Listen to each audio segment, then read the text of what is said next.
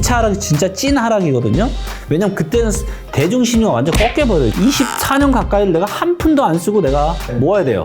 25에서 50한 거의 60년이라고 치고 그럼 몇 년이에요? 80대 중반이죠. 죽을 때까지도 못 갚을 수 있는 거예요, 이거를. 만약에 여기서 다시 2차 하락이 진짜 혹시라도 나타난다. 지금부터 올해 연말까지가 다시 한번 매도를 하실 수 있는 절호의 기회가 될 가능성이 아주 높으니까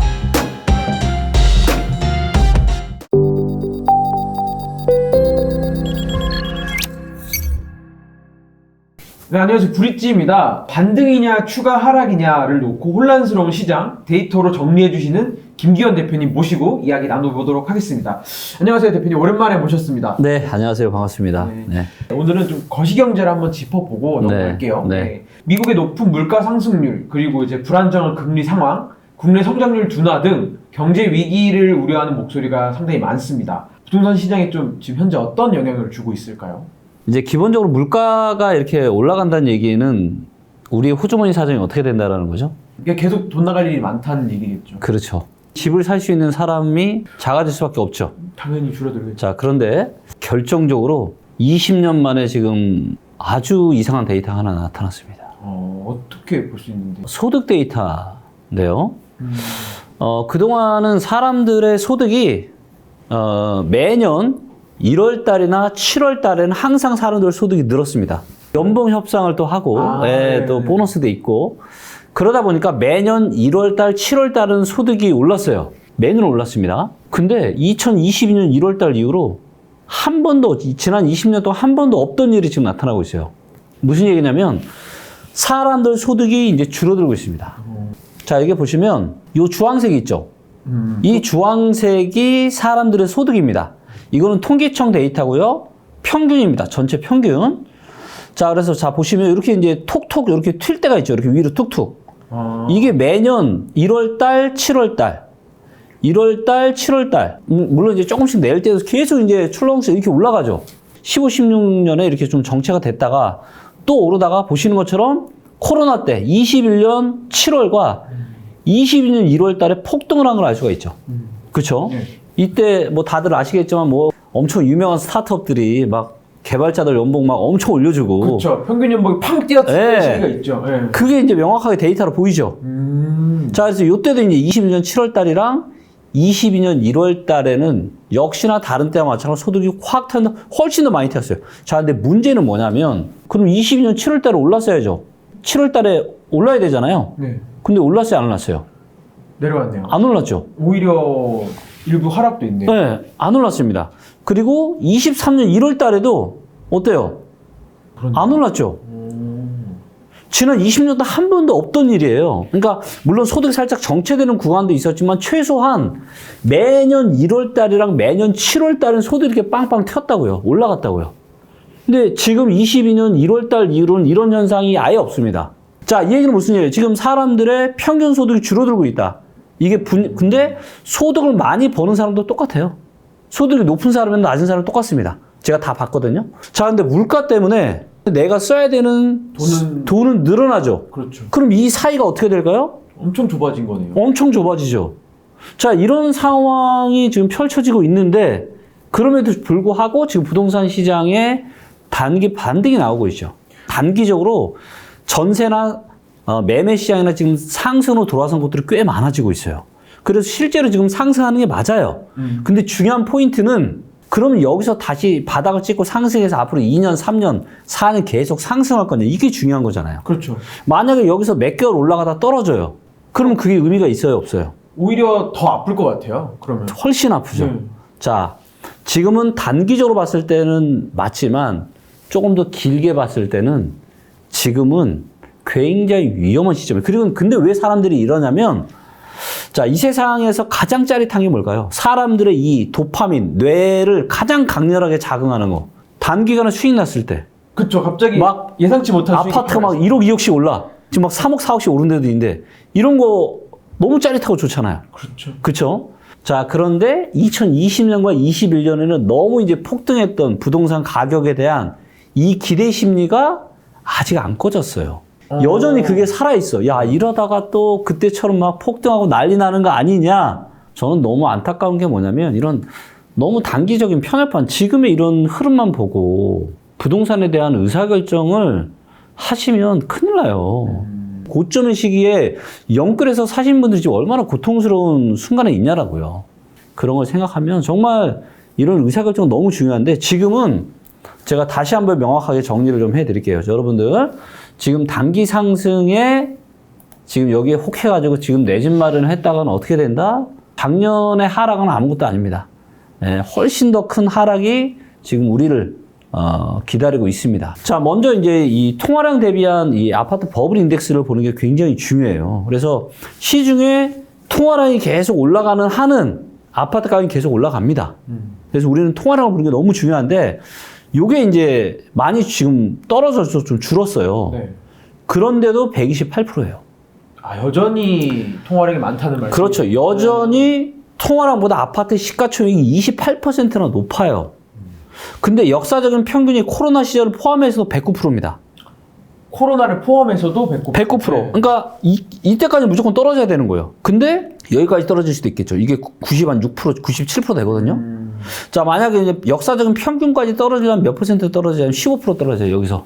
서울. 네, 서울 아파트가 제일 비싸니까. 자, 근데 만약에 이건 좋게 본 거고, 만약에 통화량보다 더 밑으로 떨어질 수도 있잖아요. 이럴 때가 있어요, 부동산은. 부동산 시장에 거의 전문가가 없어요. 누구도 사라고 얘기 안 해. 다 하락론자야. 전부 다 비관적으로 봐요. 그럴 때가 사실은 진짜 기회입니다. 여전히 지금은 상승론자들이 너무 많아요. 이때 보시죠. 자, 2000년대 초반에도 통화량보다 밑에 있어요, 아파트 시가총액이. 네. 자, 2000년대에도 그랬고 2010년대에도 그랬습니다. 근데 대한민국 경제가 이때는 상당히 그래도 좋을 때예요. 자, 지금 대한민국 수출 계속 줄어들고 있죠. 굉장히 지금 심각한 상황이에요. 경제가 지금 안 좋아지고 있고 인구도 막 줄어들기 이제 시작을 했습니다. 자, 그러면 2020년대에는 과연 통화량보다 밑으로 떨어질 때가 없을까요? 자, 2000년대도 있었고 2010년대도 있었는데 2020년대는 없을까요? 그럴 리가 없겠죠. 그럴 리가 없겠죠. 그러면 몇 퍼센트 떨어져? 25% 떨어져야 돼요. 그래서 이 데이터를 놓고 보면은 15에서 25는 떨어져야 절호의 기회가 온다고 이야기하고 있고요. 워렌 버핏이 버핏 지수라고 해가지고 그 나라의 GDP와 그 나라의 경제 총량과 그 나라의 주식시장의 시가총액을 가지고 비교해서 고평가 저평가 만들었죠. 자, 이런 원리를 가지고 제가 부동산 버핏 지수를 만들었습니다. 그래서 우리나라의 GDP와 우리나라의 아파트 전체 시가총액을 비교했어요. 보시는 것처럼 2007년, 8년 고점 빨간불 들어왔죠. 이때는 위험한 겁니다. 그리고 이제 14, 15년 굉장히 쌌죠. 네, 이럴 때 사야 돼요. 근데 최근 어땠어요? 너무 비싸죠. 그리고 2022년 연말 기준으로 그때보다 지금이 뭐 한 10% 이상씩 또 올라왔는데 이때 기준으로도 지금 17에서 30% 하락해야 됩니다. 대한민국 역사적 평균이 GDP 대비해서 7.6배 정도까지 떨어지려면 17% 떨어져야 되고요. 2014, 15년 저점까지 떨어지려면 30% 떨어져야 돼요. 우리나라의 경제 총량 대비해서도 아파트 값이 너무 비싸다고요. 근데 왜 사람들이 대세 상승을 생각하는 사람들이 많으냐? 이거는 지난 상승이 너무 뜨거웠기 때문에, 그리고 이런 큰 상승장 뒤에는 하락이 오고 반드시 대득 바운스가 옵니다. 언제 그랬냐? 2009년에도 그랬어요. 그리고 뭐 그때도 강남 3구 빼놓고 다 규제를 풀었거든요. 근데 2009년에 다시 또 올라갔어요. 대세 상승 온다. 이런 사람들이 또 얼마나 많았겠어요. 근데 2010년 초반부터 다시 하락을 시작했죠. 네. 10년, 11년, 12년, 13년, 무려 4년을 빠졌습니다. 그리고 나서 14년부터 다시 바닥 짜지고 수도권이 상승하기 시작한 거예요. 자, 지금 여전히 거품이 GDP 대비해서도 많고요. 통화량 대비해서도 많아요. 좀 더 우울한 얘기를 해볼게요. 자, 아까 이제 우리가 소득이 이제 안 늘고 있잖아요. 오히려 줄고 있죠. 오히려 줄고 있는데 물가는 올라가서 호주머니 더 돈이 없는데, 자, 소득 대비한 지금 아파트 가격이 서울이 얼마냐면요. 23.5배입니다. 자, 23.5배면은 24년 가까이를 내가 한 푼도 안 쓰고 내가 모아야 돼요. 자, 만약에 500만 원 버세요. 네. 그럼 몇 프로 정도 주택원리금 상환을 쓰실 수 있을 것 같아요? 내가 실수령액으로 500이야. 그래도 40%에서 50% 정도까지. 그러니까 300 내는 건 어때요? 300. 그럼 그때부터는 생활이 되게 쪼들릴 것 같아요. 자, 오케이. 그러면 그러니까 500 중에 200 어때요? 200만 원 정도. 이 정도 어때요? 이 정도는 뭐 고개가 끄덕여지죠. 아, 좀 그래도 이 정도는 내가 해볼 수 있겠다. 왜냐면 집이 생겼으니까. 그러니까 네. 40%를 한다라고 하면은 정확하게 지금 58년을 주택 원리금 상환에 써야 되는 겁니다. 지금 수준이 지금이. 자, 그러면 경제생활을 우리가 20대 중반부터 했다고 봤을 때 20대 중반에서 25에서 50, 한 거의 60년이라고 치고 그럼 몇 년이에요? 80대 중반이죠. 80대 중반이 돼야 우리 기자님 집이 되는 거예요.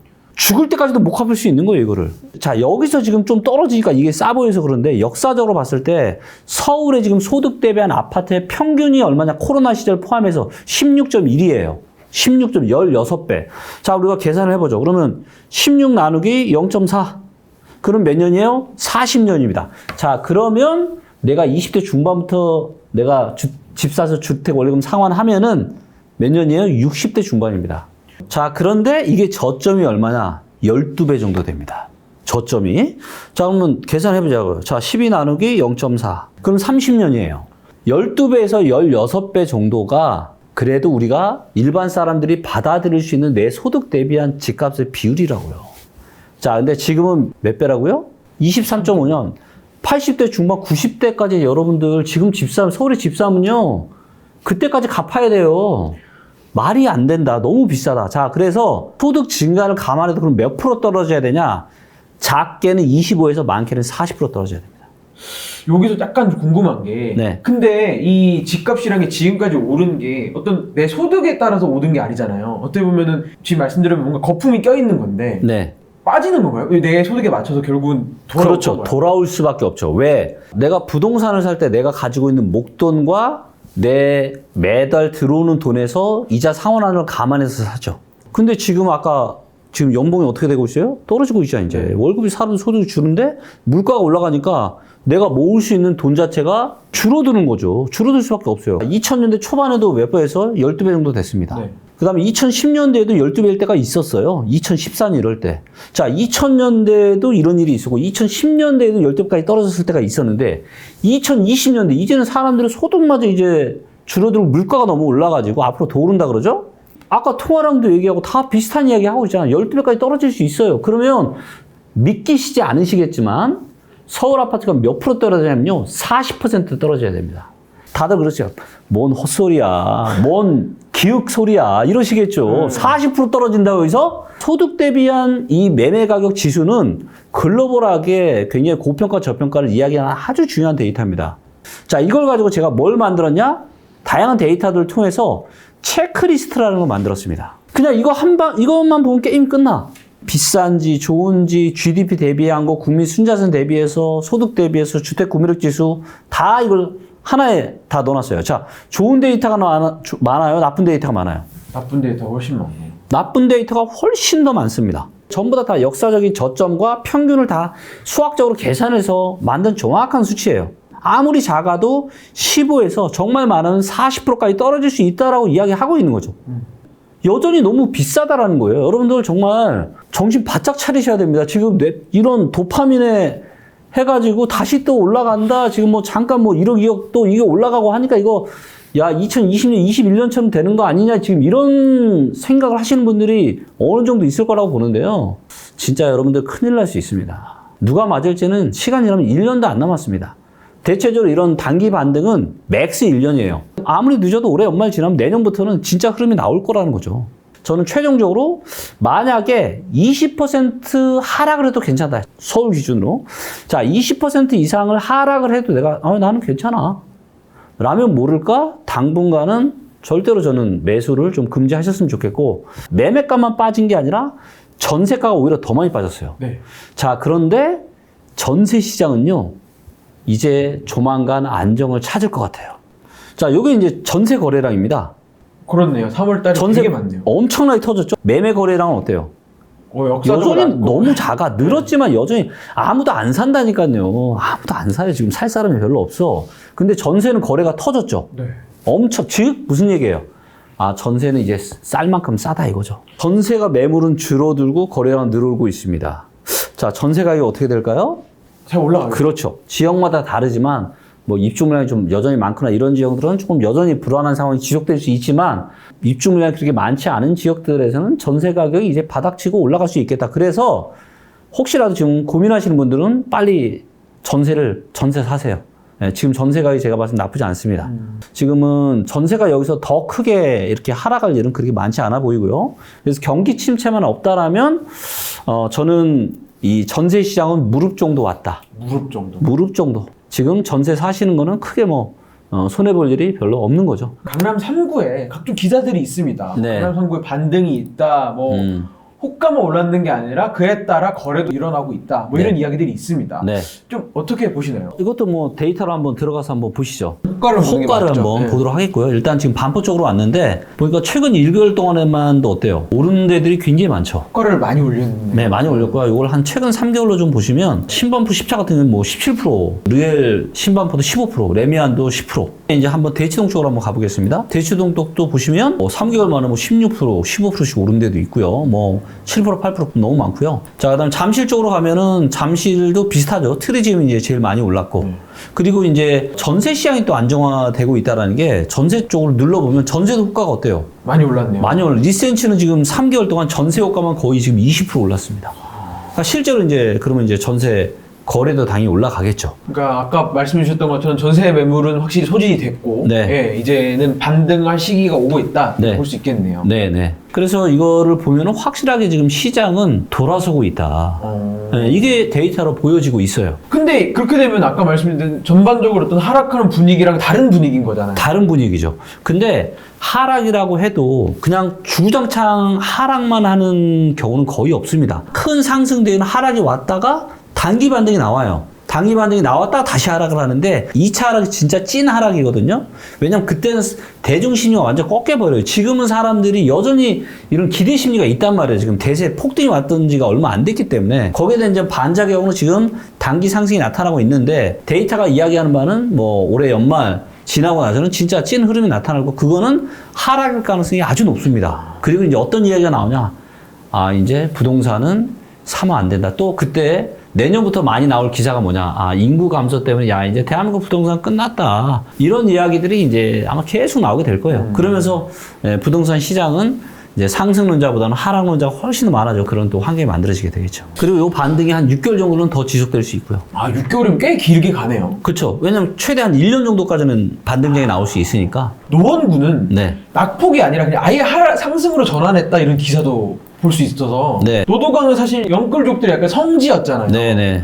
그럼 여기는 어떻게 볼 수 있을지. 네, 노원구도 한번 보겠습니다. 네. 보시면 뭐 중계주공 6단지 같은 경우는 지금 17% 올랐죠. 그러니까 여기도 그 강남 3구랑 똑같은 네, 맞습니다. 현상이라고 네, 보시는 네, 네. 근데 약간 개인적으로 또 듣고 싶은 게 어쨌든 영끌족의 성지고 강남에서도 고가 아파트에 사시는 분들하고는 좀 다르잖아요, 환경이. 네. 왜냐하면은 영끌족들은 사실 그 대출 부담이 맞아요. 어마어마한데. 그렇죠. 근데도 이렇게 호가를 올릴 수 있는 이유가 뭘까요? 아, 분위기가 지금 전반적으로 다 좋아지고 있기 때문에 그래요. 상승이 오면은 뭐 강남만 오르는 게 아니라 다 오르거든요. 그렇죠. 그리고 전국적으로 지금 다 또 오르고 있어요. 그리고 영끌 이제 하신 분들이 있으시다라면 지금 조금 아마 가슴을 쓸어내리고 계실 겁니다. 왜냐면 너무 하락해서 다시 또 올라가고 있으니까. 근데 이제는 정말 중요한 갈림길에 섰습니다. 만약에 여기서 다시 2차 하락이 진짜 혹시라도 나타난다. 근데 그렇게 됐을 때 나는 진짜 큰일 날 수 있다. 그러신 분들은 지금부터 올해 연말까지가 다시 한번 매도를 하실 수 있는 절호의 기회가 될 가능성이 아주 높으니까 잘 판단하시고요. 이런 것들을 실제로 증명이라도 하듯이 부동산 매매 시장을 한번 가볼게요. 아까 이제 전세 같은 경우는 매물이 이렇게 줄었잖아요. 파란색 선이 줄었잖아요. 네. 거래량도 많고. 근데 매매는 어때요? 매물이 오히려 늘어나고 매물이 있네요. 오히려 다시 늘어나고 있어요. 만약에 이게 진짜 찐 상승이야. 이렇게 되겠습니까? 아, 진짜 이게 사실 이런 속마음 얘기를 참 하기가 쉽지가 않은데 왜 지금은 절대로 대세 상승장이 올 수 없냐? 선수들이 들어올 수 없어요. 투자할 수 없습니다. 왜? 일단 취득세 중과세가 있잖아요. 그렇죠. 네. 다주택자, 그러니까 이런 부동산 투자에 능한 사람들이 들어올 수 있는 환경이 아니라고요. 집을 아무도 안 산다고요. 돈 있는 사람들은 다 집들이 있잖아요. 한 채든 두 채든 여러 채든 이미 집이 있다고요. 근데 여기서 또 한 채를 샀다가는 세금 부담이 엄청나요. 그런 사람들은 아무도 안 삽니다. 누구밖에 없냐? 뭘 잘 모르는 2030 세대 이런 순진하신 분들, 이런 분들만 일부 이런 선동적 유튜브 얘기 듣고 지금 제가 2억을 확실하게 벌어드릴게요 하면은 제 말 들으실래요? 안 들으실래요? 뭐 확실하게 벌어주신다고 하면 믿겠죠? 앞으로 지금부터 10년에 한 번 올까 말까 한 절호의 기회에 무조건 옵니다. 무조건 와요. 무릎 밑에서 살 때가 온다라고요. 그러면 딱 그때만 사면은 1억, 2억 세이브하는 거는 일도 아닙니다. 딱 부동산을 무릎 밑에서 사면 1억, 2억은 그냥 세이브는 그냥 되는 거거든요. 똑같은 거잖아요. 그렇죠. 네, 그럼 지금 하면 안 되죠. 최근에 매수가 늘어났다고 했는데 그 매수들이 다 2030이 또 맞아요. 잡았다고 하더라고요. 네. 제가 마음이 너무 아파요. 그러니까. 네, 왜냐면 저도 2030이었던 시절이 있었고 진짜 어리바리했거든요. 세상 물정 하나도 모르고. 전세 사기 문제가 진짜 심각하거든요. 좀 사기성이 짙은 전세 물건도 있지만 사실 전 전세 사기 얘기하면서 이걸 여쭤보고 싶은 게 역전세 문제도 지금 심각하거든요. 이 문제 지금 좀 어느 정도 심각한 게 데이터로 잡힌 게 있을까요? 네, 자 이거를 좀 용어를 정확하게 구분을 했으면 좋겠어요. 맞아요. 자, 역전세가 있고요. 전세가 하락으로 인한 문제가 있어요. 맞습니다. 자, 역전세는 뭐냐면 매매가랑 전세가랑 똑같은 거나 오히려 전세가가 높은 거예요. 그래서 이제 가격이 투명하게 공시가 잘 되어 있지 않으니까 이걸 어디 가서 볼 데가 없는 빌라나 다세대, 오피스텔. 이거는 매매가 얼마고 전세가 얼마인지를 잘 모르다 보니까 가격 확인할 데도 없고 그러다 보니까 이런 역전세 사기 문제까지 이루어지는 거예요. 제가 얼마 전에 오피스텔 데이터를 올려보고 너무 깜짝 놀란 게 너무 많은 거 이런 일들이. 오피스텔이. 뭐 지방도 말할 것도 없고요. 서울에도 지금은 굉장히 이런 문제입니다. 그래서 오피스텔 꼭 실거래가 데이터, 호가 데이터 다 있으니까 꼭 한번 확인하시고요. 두 번째는 뭐냐면 바로 이제 얘기하신 전세가 하락이 문제가 되는 거예요. 그래서 이제 집주인들이 돈을 내줘야 되는데 그쵸. 이 돈을 내줄 돈이 없는데 자 이런 일이 왜 생겼냐면 이거는 대단지로 좀 가서 자 리센치 이제 전세 가격을 한번 좀 보도록 하겠습니다. 우리가 이제 시세 데이터만 지금 보면은 원래 리센치 같은 경우는 2016년부터 2019년까지 전세가 9억이 안 했어요. 한 8억대에서 계속 이제 왔다 갔다 이렇게 하고 이 2019년부터 조금씩 오르고 코로나 때 이제 보시는 것처럼 폭등을 했죠. 이게 아까 말씀드린 통화량하고도 연계가 되는 거겠네요. 전세도. 그렇죠. 보시는 것처럼 9억이 안 되던 게 얼마까지 갔냐면 거의 15억까지 갔습니다. 그러니까 한 50%가 코로나 시기에 폭등을 해버린 거예요. 심지어는 70%까지 올라간 데도 있습니다. 자, 근데 금리가 쌀 때는 조금 올라도 괜찮았죠. 근데 지금 금리가 올라오고 물가까지 같이 내려갔잖아요. 그러다 보니까 얘가 이렇게 꺼졌죠. 그리고 지금 다시 리센치 같은 거 얼마? 지금 10억이 안 해요. 딱 진짜 바로 돌아갔네요. 그렇죠. 자, 그러면 15억에 이때 전세를 내준 집주인들은 얼마 내줘야 됩니까? 5억을 돌려줘야죠. 5억을 돌려줘야죠. 돈이 없죠. 없죠. 돈이 어디 있어요? 그래 그 돈이 어디 있겠어요. 그러면 어떻게 해야 돼요? 가지고 있는 부동산을 팔아야죠. 처분해야죠. 저는 지금의 이제 이런 매물 증가 현상이 이거랑도 어느 정도 연계가 되어 있더라고요. 아니, 솔직히 지금 잠실 사시는 지금 뭐 리센치 아파트 저도 한 10년 살아봤지만 굉장히 괜찮은 아파트거든요. 근데 이 중에서 캐시로 5억 갖고 있는 사람이 몇이나 있을까요? 근데 이거를 내줘야 돼요. 우리가 실거래가 한번 22년 언제까지 얘가 신매덕인지 한번 가볼게요. 자, 이제 보시면 22년 10월 달에도 얼마에도 거래가 됐죠? 13억. 13억 6천. 네. 그죠? 물론 이제 중간에 보면 뭐 13억도 보이고 뭐 9억도 보이고. 자, 근데 최근까지도 12월 달에도 이제 11억 9천. 네. 그쵸? 자, 이러신 분들이 지금 이제 얼마 내줘야 돼요? 3억을 돌려줘야죠. 2억 3억. 심하게는 5억씩 내줘야 돼요. 그렇죠. 자, 이걸 다시 차트로 돌아와서 그러면 대략 한 22년 9월 10월까지도 이게 전세가격이 굉장히 높게 유지가 됐단 말이에요. 자, 그럼 얘는 갱신이 언제 와요? 24년 9월에 오죠. 그렇죠. 24년 9월 10월에 오죠. 그러면 그때까지도 집주인들이 돈을 내줘야 되는, 물론 전세가가 또 그 사이에 올라갈 수는 있지만 집주인들이 내줘야 되는 이 전세 자금의 문제가 언제까지 문제될 수 있다? 내후년까지도. 내년 연말까지도. 그래서 이거는 코로나와 임대차 3법에 대한 이 후폭풍이 지금 오는 거거든요. 금리가 인상되고 물가가 올라가면서. 그래서 이런 집주인들이 세입자한테 돈을 내줘야 되는 이런 일들은 내년 한 가을까지 계속 이런 일들이 발생할 겁니다. 자, 그러면 집주인 입장에서는 돈이 없으신 분들은 어떻게 해야 돼요? 처분을 하든 뭐 대출을 받든 뭐 어떻게 해야 되잖아요. 그렇죠. 그러면 그런 분들이 추가적으로 부동산을 매수할 수 있는 여력은 없죠. 생각도 못 하겠죠. 그렇죠. 즉 부동산에 대한 어떤 팔려고 하는 수요는 증가할 수 있지만 매수에 대한 수요를 이것들을 감소시키겠죠. 그래서 내년 한 가을까지는 이런 전세 하락으로 인한 집주인들의 이런 문제가 계속 지속이 될 거다라고 데이터는 이제 이야기하고 있는 거죠. 요건 이제 말씀해 주신 24년 9월 네. 텐데 이 사실 고점을 잡힌 부분들이 21년에도 많았잖아요. 네. 21년 말에도 막 오르기 시작했으니까. 그래서 올해 중에 이제 만기가 돌아와서 네. 그 사람들이 진짜 완전히 무너지는 시점이 올 거다 이런 얘기도 있거든요. 네, 그렇죠. 그러니까 여기 보시면 가장 고점을 찍었던 게 언제냐면 21년 11월이에요. 자, 그럼 이거 만기가 언제 옵니까? 올해 연말에 와요. 올해 가을 연말에. 자, 그래서 올해 가을 연말에는 이때 지금 갱신을 해야 되는 우리 집주인들 지금 마음은 엄청난 콩당콩당 하고 계실 겁니다. 시한폭탄 손에 들고 있는 시한폭탄 손에 들고 있는 거죠. 기분이겠죠. 네, 그래서 집이 안 팔리면 돈을 어떻게 줘요? 나도 살 집도 있어야 되는데. 자, 그렇다는 얘기는 올해 가을, 연말, 그리고 이제 내년 초까지도 계속 이게 이어지잖아. 그러니까 제일 높았던 시기가 21년 5, 6월 달부터 22년 7월 달까지예요. 1년이네요. 그러면 21년 5월 달이면 인제죠. 지금부터 내년 중순까지가 집주인들이 세입자한테 돈을 가장 많이 내줘야 돼요. 지금 말씀해 주신 대로 올해 말부터 내년 중순 정도면은 네. 딱 아까 노도광 얘기하면서 네. 2030의 무릎 아래 타이밍 네. 딱 맞네요. 이게. 네. 그리고 저를 대세랑론자로 잘못 오해하시는 분들이 많은데 저는 절대 그렇지 않습니다. 저는 기본적으로 대세 상승을 이야기할 수밖에 없는 사람이에요. 왜? 아니, 부동산 시장이 대세 상승이 와야 이런 니치고 같은 부동산 플랫폼도 많이 이용을 해주실 거기 때문에 그렇죠. 데이터를 가지고 이야기하는 사람이다 보니까 제가 데이터가 뻔히 있는데 이걸 가지고 거짓말을 할 수가 없잖아요. 눈에 보이는데 어떻게 거짓말? 그러니까 아니 저도 진짜 빨리 좀 대세 상승장에 와서 지금 80만이 아니라 100만 명, 200만 명이 쓰는 좀 앱이 됐으면 좋겠어요, 정말. 이번 거 준비하면 제일 궁금했던 게 분양 때문에 정말 궁금했거든요. 네. 이해가 안 갈 때가 많습니다. 여기는 왜 망했고 여기는 왜 잘 되지? 최근에 이제 중심적으로 볼 수 있는 건 휘경자이 그리고 광명철산 등에서 진행한 분양 통과입니다. 이 부분은 상당한 경쟁률을 기록했는데 대표님께서는 이 부분은 어떻게 보실까요? 자, 일단 제가 이 청약을 할 때 제가 굉장히 중요하게 보는 요인이 희소성이에요. 네. 새 아파트가 많은데 새 아파트가 들어오는 거랑 오래된 아파트들이 많은데 새 아파트가 들어오는 건 어때요? 어떤 걸 청약받는 게 좋을까요? 가치를 결정하는 중요한 것 중에 하나 희소성. 희소성. 별로 없는 거. 그러면 이제 네. 투자가 많네요. 그쵸. 주변에 오래된 아파트가 많아요. 근데 거기에 새 아파트가 들어와. 눈에 팍 띄겠죠. 헌 아파트 살고 싶어 하는 사람이 누가 있어요?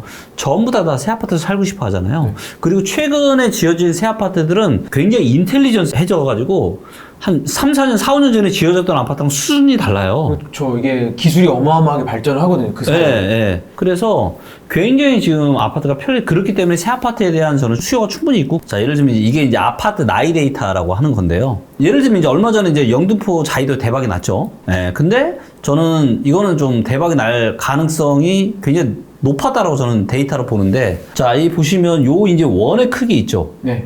원의 크기가 아파트 개수의 크기예요. 예, 그러면 이제 어느 동네 아파트가 많은지 한눈에 보이죠? 네. 그리고 이 원의 색상이 아파트 나이입니다. 그래서 보시면 30년 이상이 가장 빨갛고요. 초록색이 진할수록 5년 미만, 10년째 미만이에요. 자, 근데 여기는 어때요? 네. 여기는 이제 다 새빨간색이죠? 즉, 여기 아파트 평균 나이가 20에서 30년이라는 얘기예요. 영등포 자이를 한번 보겠습니다. 자, 이제 보시면 이쪽 주변이 어때요? 영등포 자이가 어디냐면 요 양평역 부분이에요. 양평역. 양평역 바로 옆인데 이쪽은 전부 다 새빨간 아파트밖에 없죠. 새 아파트가 없어요. 근데 여기에 새 아파트가 떡하니 또 세대수도 꽤 규모 있게 들어왔잖아요. 그러니까 여기는 희소성이 있어요, 없어요? 어마어마하게 희소성이 희소성이 있죠. 아까 이제 처음에 데이터에서 작게는 15, 20에서 많게는 3, 40% 떨어질 수 있다고 데이터가 이야기했다고 제가 말씀드렸죠. 자, 그런데 만약에 이제 청약을 고민하시는 분들도 있을 텐데, 자, 전제주고는 딱 두 개예요. 첫째, 이렇게 희소성이 있어야 됩니다. 희소성. 자, 그리고 두 번째는 현재 시세보다 한 10에서 15% 이상 싸야 돼요. 분양가가. 청약은 당연히 내 집 마련을 많이 안 해본 또 2030 세대가 또 주가 될 수밖에 없고, 그분들은 부동산을 잘 모르잖아요. 허리 정도? 그냥 나쁘지 않은 선택. 네, 그 정도인데 내가 새 아파트에 살고 싶어. 그 정도의 마음이시라면 충분히 뭐 그런 거는 저도 이제 오케이 하겠다. 용인역 플랫폼 시티 있었잖아요. 네. 그게 이제 얼마 전에도 대박이 났는데 네. 다음 주에 저희 영상이 나갈 때쯤 계약이 진행이 됩니다. 이제 용인 쪽이 이제 저는 평택, 용인, 동탄, 수원, 저는 이쪽이 앞으로 대한민국 경제에 저는 핵이 될 거라고 봐요.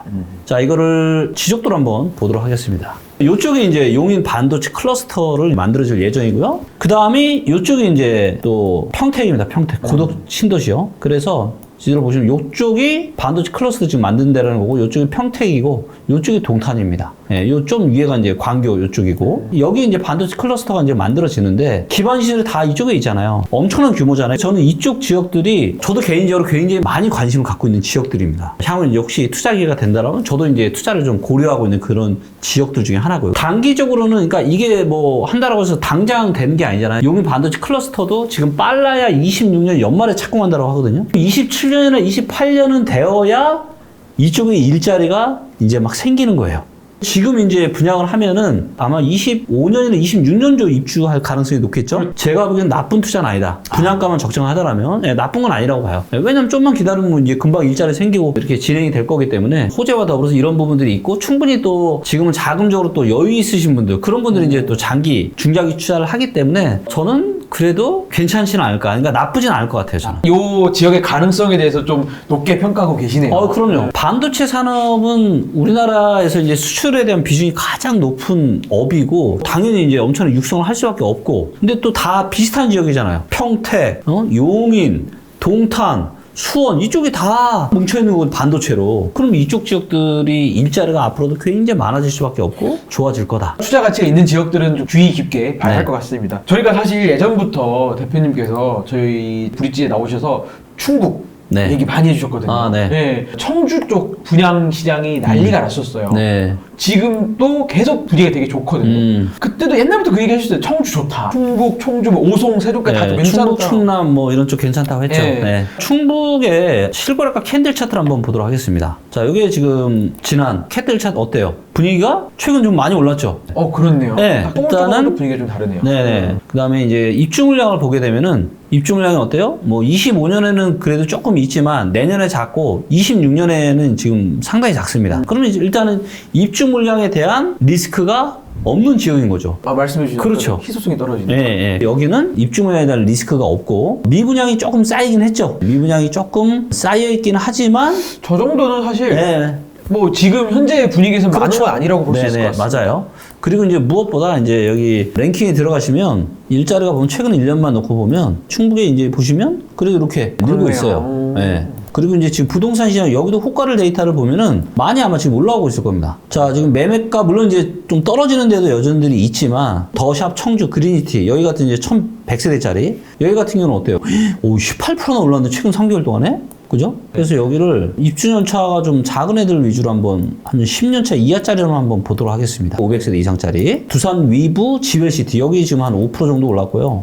청주 가경 여기도 지금 한 15% 정도. 어쨌든 지금 저희가 청주를 얘기한 부분처럼 이해가 되긴 합니다. 왜 네. 분양이 잘 됐는지. 네네. 그리고 여기에 또 저걸 보면 되죠. 청주에 지금 오래된 아파트가 많은지 새 아파트가 많은지를 보면 되잖아요. 지금 근데 여기도 보니까 언뜻 봐도 지금 대충 빨간색 예상해도- 지역들이 네. 많죠. 새 아파트가 별로 없는 이 중심부 보세요. 외곽으로는 지금 녹색인 데들이 있는데 저건 택지 개발을 한 거겠죠. 네. 중심부는 전부 다 빨갛잖아요. 즉 도심은 지금 오래된 아파트들이 많다. 그러니까 당연히 이제 어떤 분위기가 지금 다시 또 좋아지고 분양을 하니까 여기에 대한 인기도가 좀 올라갈 수밖에 없는 이런 상황이다라는 게 데이터로 좀 보여지고 있는 것 같습니다. 간단한 이유입니다. 네. 집들이 낡았고 그 중에서 눈 띄는 집들이 나타나고 그렇죠. 그 사람들이 관심이 몰린 거고. 네. 저희가 마지막 질문을 하나 드리고 마무리를 해야 될 것 같습니다. 전반적으로 어쨌든 대세 하락 지금 가고 있는 상황인데 네. 일부 지역의 네. 일부 고가 아파트들, 특히 대형 평수 아파트들은 신고가를 거래가 되고 있어요. 네. 물론 알고 있습니다. 이 대형 아파트, 초대형 아파트, 초고가 아파트들은 기본적인 시황 시세와는 다르게 흘러간다는 걸 알고는 있지만 네. 도대체 어떤 이유 때문에 여기가 이렇게 신고가 거래가 될지 이거는 이제 데이터로 설명해 드리겠습니다. 자, 이거는 몇 번 제가 이제 방송에서도 이제 이야기를 좀 한 적이 있는 것 같은데, 지금 대한민국 아파트 평형대 기준으로 제일 희소성이 있는 아파트가 어디냐면 대형이에요. 전용 매주 기준으로 135제곱 이상이 대형인데, 전국 말고 일단 서울 기준으로 아무래도 대형은 소득이 높은 사람들이 많이 살잖아요. 그래서 강남, 서초, 으로 볼 거고요. 자, 그러면 강남 서초 기준으로 여기가 이제 소형이 7.3% 그리고 소형의 아파트 나이가 17.3년이고요. 대형이 어때요? 굉장히 비중이 높죠. 그렇네요. 강남 서초는 중소형보다 대형의 비중이 더 높아요. 자, 근데 대형이 아파트 나이가 제일 오래됐죠. 그렇네요. 26.5년입니다. 대치동에서도 음마, 네. 뭐 우성, 한보미도 이런 데들은 뭐 엄청 큰 평수가 있거든요. 네. 근데 이게 당장 신축 아파트로 가면 점점 줄거든요. 맞아요. 자, 이거를 데이터로 보여드릴게요. 자, 이게 연도별 대형 아파트가 들어온 거예요. 자, 대형 아파트는 2002년, 3년, 4년, 5년에 집중적으로 공급이 됐고, 그리고 2009년에 좀 들어왔어요. 재건축 붐 때네요. 강남 서초 대형 사는 사람들은 다 누구예요? 돈이 많은 사람들이죠. 근데 이런 분들이 들어가서 살만한 새 아파트가 절대적으로 부족한 상황이다. 그러다 보니까 거기에 대한 경쟁률이 어떻게 되겠어요? 높아질 수밖에 없겠죠. 그렇기 때문에 이런 시장에 뭐 신고가 더 나올 수 있고 그런 거죠.